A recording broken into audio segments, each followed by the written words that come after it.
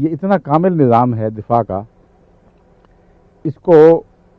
عام کے ذریعے کس طرح اپنے فائدے میں استعمال کیا جا سکتا ہے، یہ سوال ہے جس کا ہومیوپیتھک سے تعلق ہے۔ ہومیوپیتھی فلسفے کے مطابق جب آپ نے کسی دوا کا مزاج سمجھ لیا تو اس قسم کی کوئی بیماری جب آپ کسی مریض میں دیکھیں گے تو شناخت کریں، اور ہر مرض کو ایک لیبل یا ہر مریض کو ایک لیبل دیا جا سکتا ہے، یہ پلسٹیلا ہے، یہ آرسنک ہے، یہ فلاں ہے، یہ فلاں ہے۔ بالعموم یہ دیکھا گیا ہے کہ ایک مریض کا ایک مزاج ہے، اور اگر اس کی بیماریاں ہر الگ الگ دوا کے ذریعے قابو کرنا مشکل ہوں تو آپ اس کو مزاجی دوا دیں تو بہت حد تک اسی سے فائدہ ہو جائے گا۔ مزاج سے مراد یہ ہے کہ ایک شخص کو ہم کہتے ہیں پلسٹیلا ہے، مثلا پلسٹیلا مزاج میں نرمی اور رونے کی طرف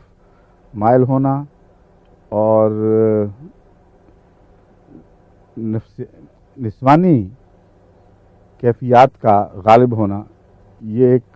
اس کا مزاج کا بنیادی مرکزی حصہ ہے۔ اس لیے اگر کوئی مرد ہو یا عورت ہو، اس سے بحث نہیں،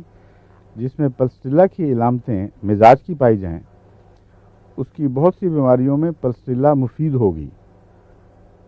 لیکن لازم نہیں ہے کہ پلسٹیلا ہی سے اس کی ساری بیماریاں دور ہوں۔ لیکن پلسٹیلا کے مزاج کے ساتھ کچھ اور بھی باتیں اس میں وہ بھی دیکھنی پڑتی ہیں۔ مثلا پلسٹیلا کے ساتھ نرمی بھی ہے، لیکن جسم گرم ہے، ہاتھ پاؤں جلتے ہیں،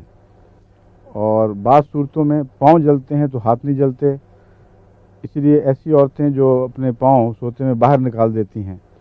خاص سردیاں بھی ہوں، ان کو پاؤں کے اوپر کپڑا پسند نہیں آتا، وہ عموماً پلسٹیلا کو ظاہر کرتی ہیں۔ لیکن آگے پھر تصادم کا امکان ہے،